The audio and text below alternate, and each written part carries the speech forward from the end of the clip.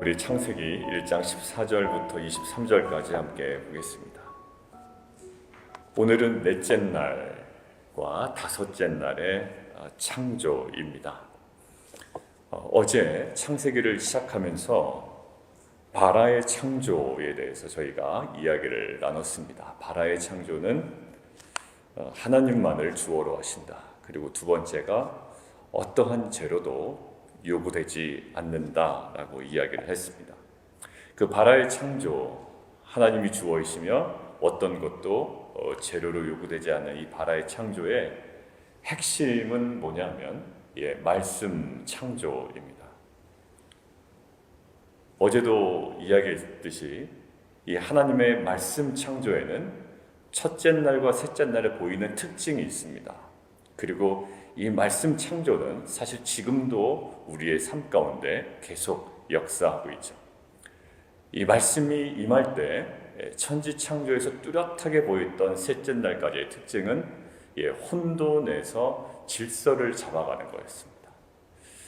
그러니까 공동체 가운데 그리고 저와 여러분의 인생 가운데 하나님의 말씀이 임할 때 가장 먼저 우리가 관심을 두고 또 우리 안에 가장 먼저 들어야 되는 부분이 뭐냐면 혼돈에서 질서를 잡아가는 거예요.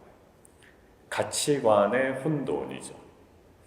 그런데 출애굽 당시의 이스라엘 백성에게 사실 가장 우려되었던 것은 뭐냐면 가치관의 혼돈입니다. 왜냐하면 그 가치관이 다시 정립되지 않았기 때문에 그들 안에 계속 나왔던 것이 뭐냐면 다시 애굽으로 돌아가겠다라는 거예요. 정말 가치관이 명확하다면 그 소리는 안 할 겁니다. 근데 그들 안에 아직 정리되지 않은 것이 있는 거예요. 애굽의 가치관이 무엇이며 약속의 땅의 그 기준과 가치관이 무엇인지. 여러분들 그 혼돈스러운 그 가치관, 우리 안에 사실 그 명확한 질서와 그 기준이 우리에게 잡히지 않으면 우리 안에 옛 습관들, 또 옛 사람의 속성들, 옛 버릇들이 계속 튀어나오죠. 공사를 하더라도 말이죠. 공사를 하더라도 우리가 재건과 갱신이라고 하는데 사실 재건과 갱신은 하나님께서 무조건 복을 주시는 게 아니라 재건과 갱신이라는 그 이미지 속에 분명한 그림이 하나가 있습니다. 뭐냐면 뭔가 건물을 다시 세우려고 해도 그 터를 정비를 해야 됩니다. 폭격을 맞은 자리에 그냥 건물을 막 세울 수는 없습니다. 그런 건물은 없고요. 그런 창조는 없습니다. 항상 그 자리를 정비를 합니다. 터를 닦습니다. 깨끗하게 정돈을 합니다. 그리고 거기에 건물을 세워나갑니다. 우리 안에 첫째 날부터 셋째 날까지의 이 말씀 사역, 그리고 우리가 먼저 경험해야 되는 이 혼돈에서 질서를 잡아가는 이 은혜가 저와 여러분에게 있기를 원하고요. 그리고 어제 이야기했습니다. 김호건 교수님의 그 모세오경에 나온 대로 이 하나님의 그 창조는 하나님의 일방적인 명령 발설에서 끝나지 않았다라고 이야기를 했습니다. 뭐라고요? 성자 그리스도의 의도적이고 목적 지향적인 순종을 통해 성취되었다라는 거예요. 이것들을 비교해 보면 구원 사역도 마찬가지죠. 하나님의 일방적인 계획으로 성취되지 않았습니다. 하나님의 일반적인 그 머릿속에서 하나님께서 작정하신 계획으로 성취된 것이 아니라 예수 그리스도의 분명한 순종을 통하여 구원 사역이 성취되고 완성되죠. 그러면서 어제 우리가 이야기 나눴던 건 뭐냐면 우리가 드리는 순종을 통한 하나님의 새 하늘과 새 땅이라는 창조 사역의 발판이 사실 시작된다. 그러니까 하나님께서 가정 가운데 말씀을 주셨다라는 것은 뭐냐면 그것이 당연히 이루어지겠지라고 우리는 생각하지만 이 하나님께서 가정 가운데 주신 말씀은 우리가 아무것도 하지 않아도 자동적으로 이루어진 것이 아니라 분명히 그 말씀에는요 아브라함에게도요 분명한 약속의 말씀이 주어졌죠. 근데 아브라함이 무엇을 통해서 성취됩니까? 떠남이라는 그 실체적 사건을 통해서 이루어지죠. 아브라함이 만약 떠나지 않았다면 하나님의 그 언약은 성취되지 않았을 겁니다. 그러니까 우리 안에 이 말씀 사역이라고 하는 것, 내가 읽고 묵상하는 것, 그러니 나에게 좋은 일이 일어나겠거니 하는 것은 사실 거의 미신에 가깝습니다. 성경은 우리에게 이 말씀 사역을 통해 순종을 요구하시는 거죠. 그럴 때 우리 안에 혼돈에서 질서를 잡아가시고 오늘 넷째 날부터 여섯째 날까지의 이야기처럼 질서는 잡혔지만 뭔가 공허하단 말이에요. 우리 내면이. 근데 하나님은 그 공허한 곳을 그냥 두지 않습니다. 그 공허한 곳을 분명히 하나님께서 채우심으로 역사한다는 거죠. 사랑하는 성도 여러분들, 하나님의 말씀 창조는 항상 순종하는 대리자가 있었고요. 그 대상이 있었습니다. 결국 그리스도적 순종을 통해 또 결단을 통해 이 하나님의 나라는 실현됩니다. 여러분들 가정에 하나님께서 말씀 주셨습니다라고 할 때는요, 동시에 그리스도적 순종을 얘기하는 거예요. 여러분들 이것을 바꿔서 얘기하면 뭐로 표현할 수 있을까요? 그게 성육신적 삶입니다. 예수님의 성육신은 뭘까요? 말씀이 육신이 되어서 오신 거죠. 그분이 보이신 삶은요, 십자가 맞습니다. 근데 그 십자가가 뭐라고요? 말씀에 순종한 삶입니다.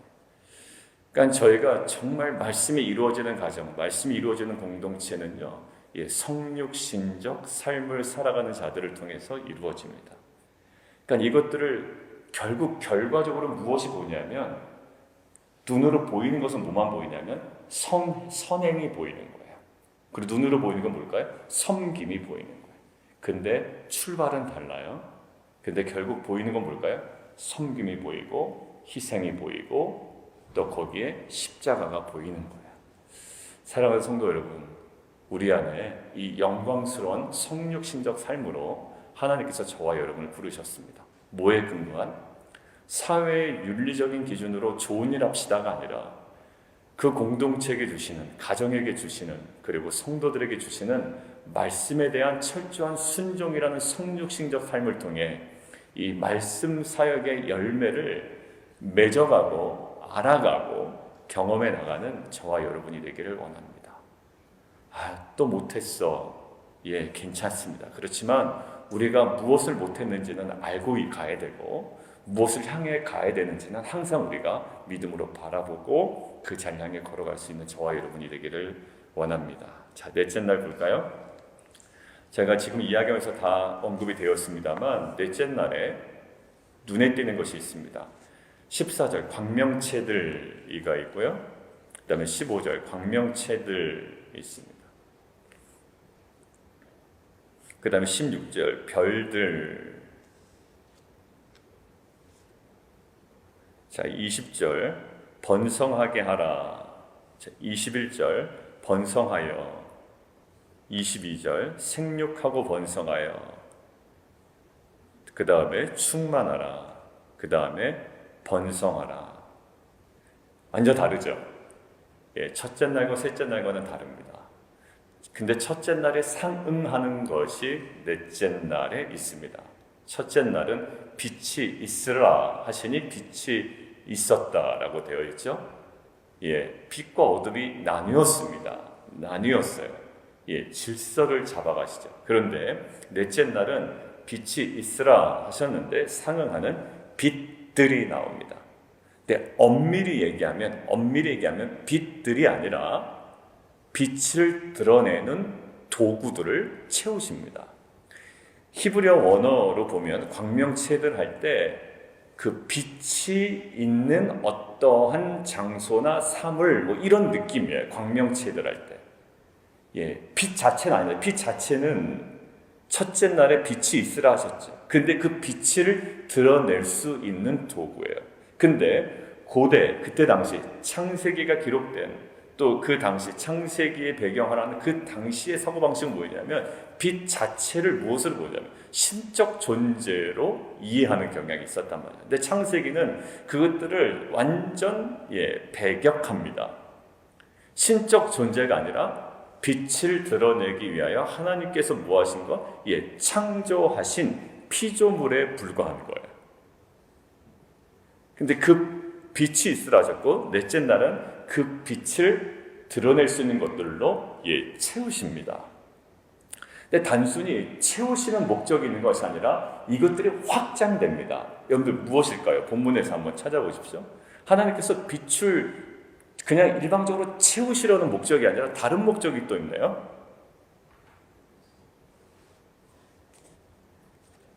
체험 속에 의미가 있습니다. 오늘 묵상하려는 첫 번째야. 많은 빛들을 두신 거는 보기 좋으라고 한 건 아니라고요. 단순히 많음에 만족하라고 한 건 아니란 말입니다.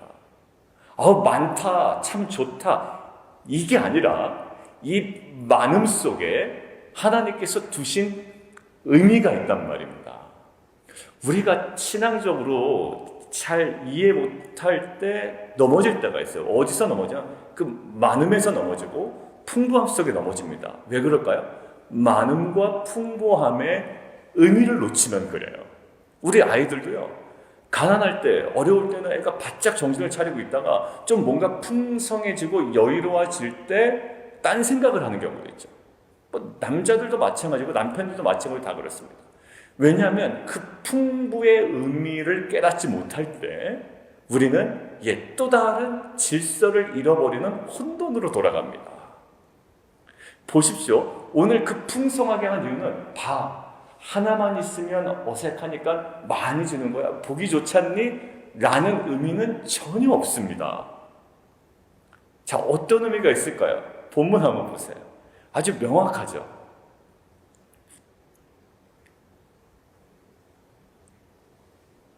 징조와 계절과 날과 해를 이루게 한다. 보기 좋으라고 만든 게 아닙니다. 하나님께서 이것들을 이루게 하기 위하여 채우신 거예요. 목적이죠. 그러니까 우리는 해와 달을 볼 때 물론 첫 번째 의미도 있습니다. 15절 보십시오. 땅을 비추라 하심에 그대로 되고 낮을 주관하게 하시고 밤을 주관하게 하시고 17절 땅을 비추게 하시며 그 자체로 우리가 충분히 누릴 수 있어요. 그러나 그것조차도 단순히 많다라는 개념에 멈춰있지 않아요. 비춥니다. 그리고 거기서 통해서 우리가 하나님의 창조의 은혜를 누립니다. 그리고 중요한 거, 징조와 계절과 날과 해를 이루게 하는 목적이에요. 이 풍성함을 통하여 하나님께서 이루시려고 하는 목적. 여러분들에게 주어진 그 풍성함은 어떤 의미가 있나요? 이걸 한번 우리가 생각해 봤으면 좋겠어요. 우리에게 최근에 주어진 풍성함, 우리 공동체도 풍성함이 있죠. 처음에 인원보다는 좀 그래도 어느 정도 늘어났으니까 그 풍성함이 주는 자체로서의 기쁨도 있어요. 많다, 그냥. 다 같이 모이면 좀 더 많아 보이고, 그죠? 근데 그 많다라는 기쁨보다 이 많음에 담겨 있는 하나님의 의도가 무엇이냐라는 거예요. 조금 더 나아가면 나의 건강함에 담긴 하나님의 은혜가 무엇인지. 비즈니스라면 나의 사업이 확장되는 거 싫어하는 사람이 누가 있겠어요, 그죠? 직장에서의 샐러리가 늘어나는 거 누가 싫어하겠냐. 근데 그 모든 것들의 확장과 풍성함과 채워짐, 풍부함에 담긴 하나님의 의도가 무엇인지 우리가 알아가는 것은 신앙에 매우 중요합니다. 왜냐하면 그 의도를 잃을 경우에 우리는 또 다른 혼돈으로 빠집니다.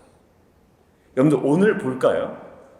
왜 제가 또 다른 혼돈으로 빠진다? 오늘 본문에 그게 없어요. 근데 왜 그렇게 얘기하냐면 제가 오늘 말씀 묵상하다가 오늘 제가 이미 다 이야기했거든요. 앞에 첫째 날부터 셋째 날은 혼돈에서 질서를 잡아가고 질서는 잡혔지만 공허한 곳에 넷째 날에 빛들로 채우시고 다섯째 날은 둘째 날에 만들어 오신 궁창 하늘의 새들을 채우시고 그 다음에 바다에 생물을 채우셨단 말이에요.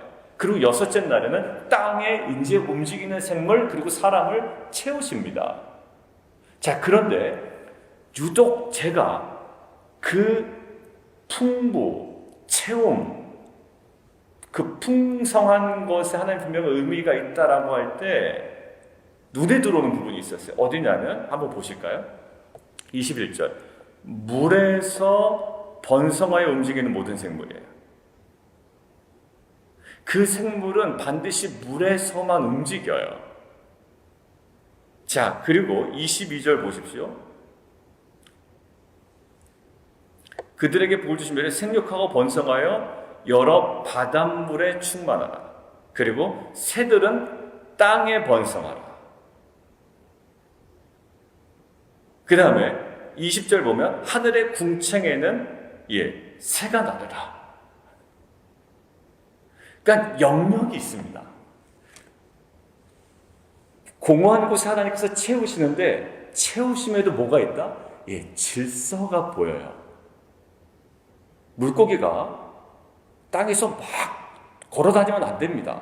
걸어 다닐 수도 없지만 바닥바닥 거리면요, 그게 뭘까요? 그게 바로 재앙입니다. 여러분들, 물고기가 많다고 좋은 게 아니에요. 물고기는 어디에 많아야 됩니까? 바다에 많아야 됩니다. 근데 이게 무트로 올라와서 파닥거리고 악취를 내고 냄새를 내면 그게 뭐가 됩니까? 아무리 많아도 그것은 혼돈이 됩니다. 여러분들, 이것들을 묵상하다가 딱 떠오른 장면이 뭐겠어요, 여러분들? 제가 이 정도 얘기하면 아마 떠오르는 이미지가 있지 않으세요? 개구리가 물에 있어야 됩니다. 아니면 물 가까이 있어야 되죠. 그리고 있어야 될 때가 있습니다. 근데 이게 밥그릇에 올라오면 어떻게 될까요? 재앙입니다. 여러분, 밥 먹고 있는데 그 국에서 갑자기 개구리가 펄썩펄썩 뛰어오른다고 생각해 보십시오. 죄송합니다, 권사님.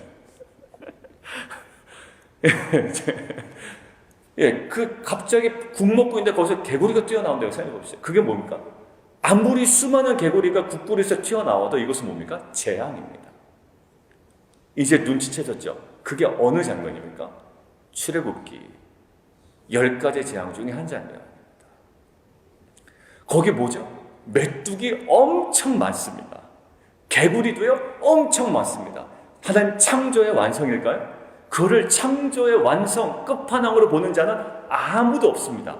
아무리 많아도 그것을 물어볼까요? 첫 번째 재앙, 두 번째 재앙, 세 번째 재앙, 공통된 단어가 있습니다. 뭐라고요? 재앙입니다. 많음이 질서가 깨지면 재앙이 됩니다. 여러분들 보십시오. 말도 정돈이 되어야 이게 설득력이 있고 의미 있는 말이 되지, 말이 질서 없게 욕망이 투영된 아무 말이나 많다고 해서 그것이 다 좋은 말은 아니에요. 그게 깨지면 어떻게 될까요? 해야 할 말이 안 되면 무슨 게, 그게 이제 재앙이 됩니다. 그 말은. 재물이 많으면 어떻게 될까요? 재물이 많으면 유흥업소에 가서 막 탕진한다든가, 둘째 아들처럼. 이렇게 되면 어떻게 될까요? 그 많음이 어떻게 될까? 재앙이 됩니다. 여러분들, 권력도요, 힘이 세지면 좋지만 힘이 세지는 게 통제가 안 되면 뭐가 될까요? 독재가 됩니다. 여러분들, 힘이 센데 권력을 다 집중시켜줬는데 통제가 되지 않으면 어떻게 될까요? 그게 바로 재앙이 됩니다. 국민들에게 재앙이 되고 나라에 재앙이 됩니다. 맞아요. 이게 많음이 좋은 것 같아요. 혼돈에서 질서를 잡아가고, 질서는 잡혔지만 공허한 곳에 하나님께서 채우신다. 야, 채워주시는 게 좋구나라고 받고, 그렇게까지 우리가 여태까지 묵상을 했습니다. 하나님의 말씀 사역은요, 맨 먼저 혼돈에서 질서를 잡아가시고, 그 다음에 질서는 잡혔지만 공허한 곳에 하나님의 채우심이 있습니다. 그러니까 우리가 먼저 우리의 영적 질서를 잡아갑시다. 그리고 하나님의 채우심을 경험합시다 라고 했는데, 이제 저에게 드는 마음은, 다 알잖아요, 이제 우리가. 이 정도는 하심탐사했습니다. 근데 잘 봐라 라고 하시는 것 같았어요. 그 빛들의 채워짐 그 자체가 무슨 의미가 있었던 건 아니다라는 거예요. 어우, 많다, 화려하다, 반짝거린다가 중요한 게 아니라 그것들로 징조와 계절과 날과 해를 이루게 하는 또 다른 질서가 부여되죠. 그리고 18절, 빛과 어둠을 나누게 하는 그 질서, 그 풍요로움 속에, 채우심 속에 또 다른 질서가 부여돼요. 그리고 막 바다에 생물도 있고 새도 있고 막 엄청나게 종류대로 많잖아요. 근데 철저하게 경계와 질서가 있어요. 바다에 있어야 되는 거 있고, 물에 있어야 되는 거 있고, 하늘에 있어야 되는 거고, 땅 위에 있어야 되는 것들이 있는 거예요. 근데 이게 깨지는 건 뭐라고요? 아무리 많아도 이것은 재앙이 됩니다. 우리 공동체를 좀 돌아봤으면 좋겠어요. 많음이 우리 사역에 많아. 이제는 거기서 한 발자국 더 나아가야 됩니다. 사람이 많이 모여. 아니요. 많이 모이는 것들을 승부 보는 시대는 끝났어요. 이제 우리 교회는. 우리 교회 공동체 가치관으로는 사람들이 많이 모여요. 그게 뭔데? 아무 의미 없잖아요. 돈 주고 오라고 할 수도 있고 사실 그런 건 없지만 교회 안에 많이 모이는 것은 상관이 없어요. 많이 모여야 되지만 그 속에 질서가 있느냐 말이에요. 하나님의 의미가 담겨있고 의도가 담겨있냐 말이에요. 우리 자녀가요 원하는 대학에 갔어요. 이런 좋은 일이 있어요. 그 자체로 참 좋아요. 근데 거기에 하나님의 의도와 의미와 계획과 질서가 담겨져 있는 거예요. 맞죠? 그런 일을 많이 봤죠. 원하는 대학에 갔지만 오히려 그 이후에 원하는 대로 신앙의 제대로 잡히지 않아 마음 졸이며 고생하는 또 부모도 있고 또 함께 기도하는 공동체도 있지 않아요? 우리 안에 어느덧 이제 성도님들 기도 제목이 이제 거의 다 도착하고 있습니다. 어제도 또 많은 분들이 보내주셨는데 그분들의 기도 제목 중에 특별히 자녀를 위한 기도 제목 중에 잘합니다. 잘 알고 재능도 있어요. 그런데 부모의 마음은 거기에 만족하지가 않는 거예요. 그리고 지난주 토요일도 제가 사도 바울이 제일 저기 했던 게 뭐라고 두려워했던 게 돈이 없다.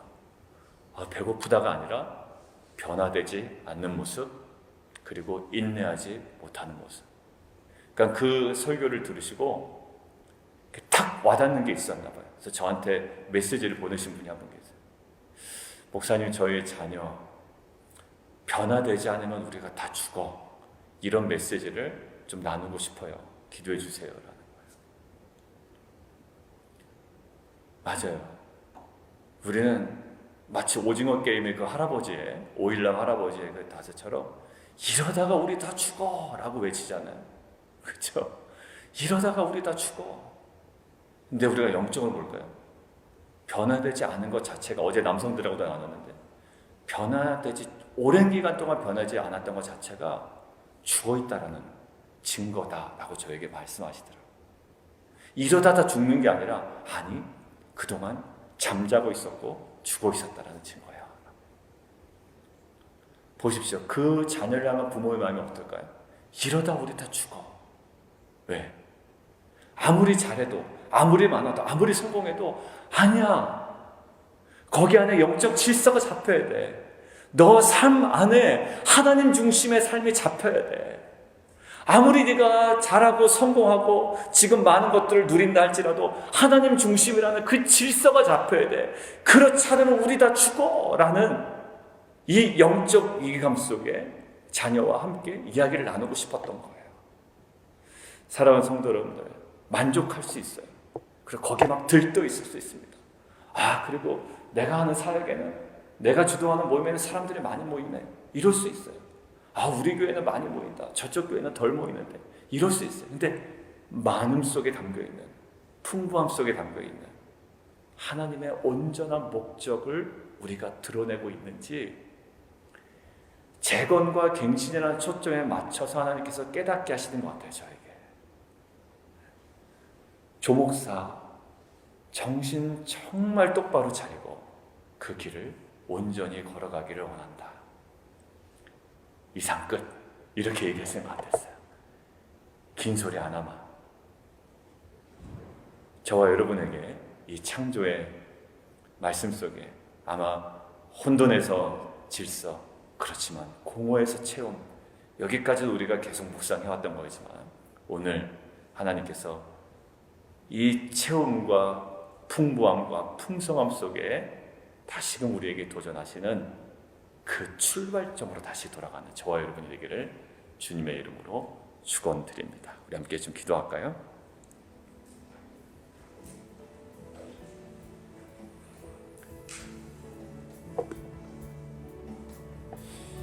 풍성함으로 다 끝나는 줄 알았거든요. 예. 혼돈에서 질서 잡아가고, 그다음에 질서 잡혔지만 공허한 그곳에 하나님께 채우십니다. 야, 이 풍성함이 마지막 지점인 줄 알았는데 그 지점이 마지막 지점이 아니었어요. 광명체들이 있어서요 그곳으로 끝난 게 아니라 낮과 밤을 나뉘게 하고 징조와 계절과 날과 해를 이루게 하기 위한 하나님의 의도와 목적이 풍부함 속에 담겨져 있었던 거예요. 여러분들, 저와 여러분 오늘 함께 기도했으면 좋겠습니다. 하나님, 혼돈에서 질서, 공허함 속에 채우심을 경험하지만 채우심 이후에, 그리고 채우심 속에 담겨져 있는 하나님의 의도와 목적과 계획들을 저희가 온전히 알아가기를 원합니다. 하나님, 정말 그 질서를 놓쳐서 출애굽기의 재앙처럼 메뚜기가 엉뚱한 데 있고 개구리가 엉뚱한 데 있고, 그것이 뭘까요? 아무리 많아도 그것은 재앙이었습니다. 하나님, 우리에게 말씀하신 하나님의 음성 듣게 하시고 다시금 그 원적으로, 하나님의 그 경계로, 또 그 질서로 다시금 매 순간 돌아가는 우리 공동체, 또 우리 자녀들, 귀한 가정 되게 도와주십시오. 우리 함께 기도하며 함께 나아가겠습니다.